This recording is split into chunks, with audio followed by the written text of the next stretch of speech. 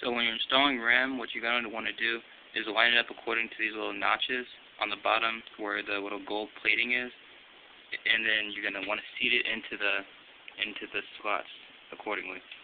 And seeing as how this computer is fairly old, it's not running a DDR2 format of RAM, which means that you don't have to put it in a synchronized type of slot that matches the RAM, so it doesn't have to communicate with each other. So it doesn't really matter which one you put in. You can put it over here, here, in the middle. It doesn't matter. But I'll just put it right here since it's accessible to me. And then I did say earlier you don't want to put a lot of stress on any computer part, but a RAM is one of the only parts you're gonna have to actually put a little bit of force behind to push it in. As you can see, I'm kind of pushing a little hard, but you have to do that until these little slats close in. And when you push it, then you'll know it's completely seated when these little tabs will snap in and close the RAM in on its own. You don't have to push them in on your own. They'll do it themselves. They will do it themselves when they are closed completely. And there's a second piece of RAM I'm going to use, and I'll put it all the way on the far side. Make sure it's lined up correctly. And just put it in and snap it down.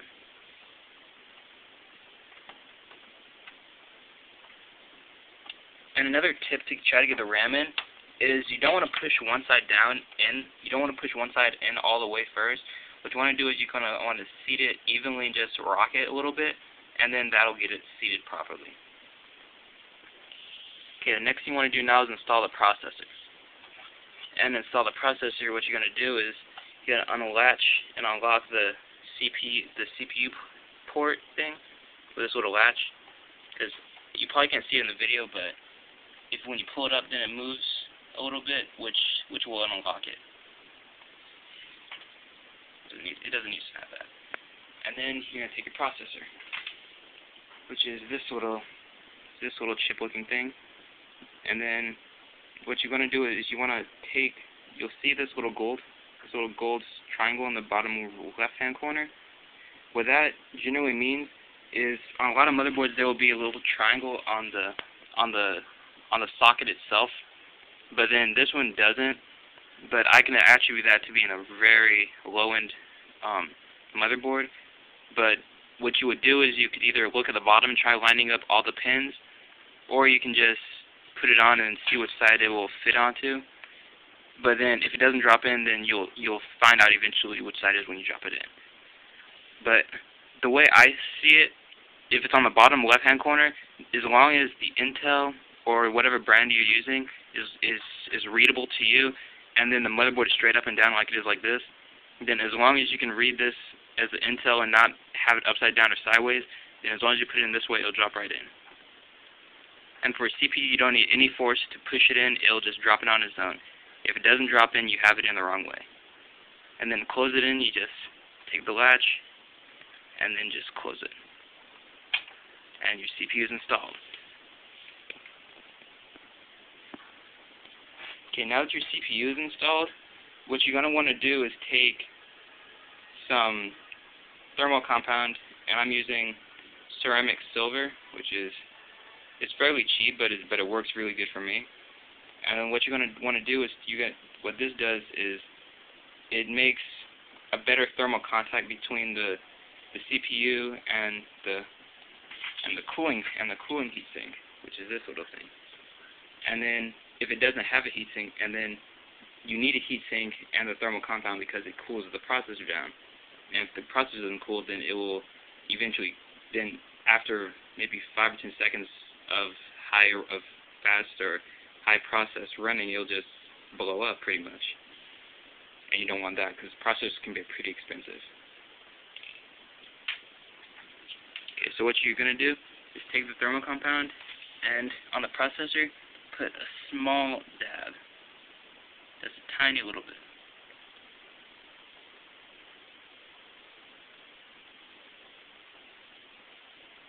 And the thing is, you don't want to spread it around or anything at all, because the pressure from the CPU head from the CPU cooler will do it. Okay, so now we put the thermal compound on, it's time to put the heatsink on. And when you put the heatsink on, what you're going to want to do is line up these little these little socket thingies right here onto the little notches on onto the notches on the side of the processor, on the processor socket. Okay, so this might be a two-handed job, so I might just put the camera down, but I'll try. So you do is just put it down, then you'll try it. Then once it's seated, then you just try to get the latches to go on to onto the thing itself. And I would advise to maybe use a small flathead screwdriver to help you out a little bit, because I have big fingers and screwdrivers do help.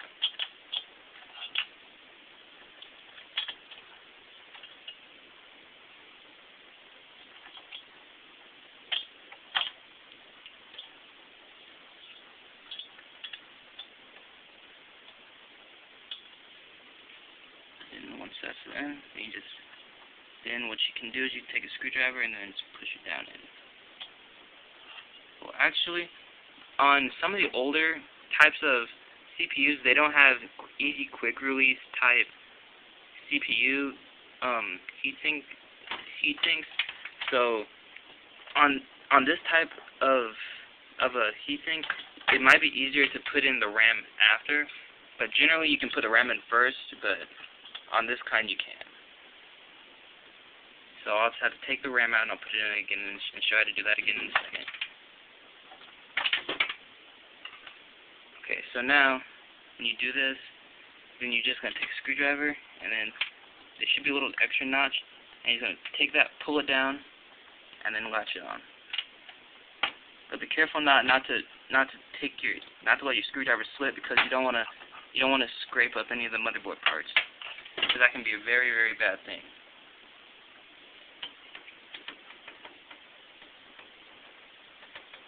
Okay, now your processor is seated on the CPU, and now it should provide sufficient cooling when I turn it on.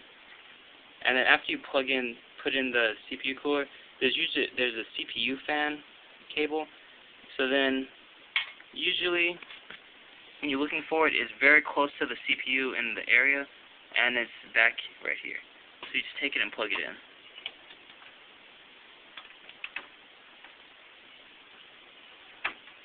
And what this will do is it can provide fan speed and RPM, so you know how fast your CPU's fan is spinning. And sometimes if you have more advanced motherboards, they'll let you slow it down, speed it up, depending on what you're doing. And now I need to snap my RAM back in. Just open them up. Line it up. Rock it. And they will snap it on their own. The second piece is the same thing. Line it up, then rock it.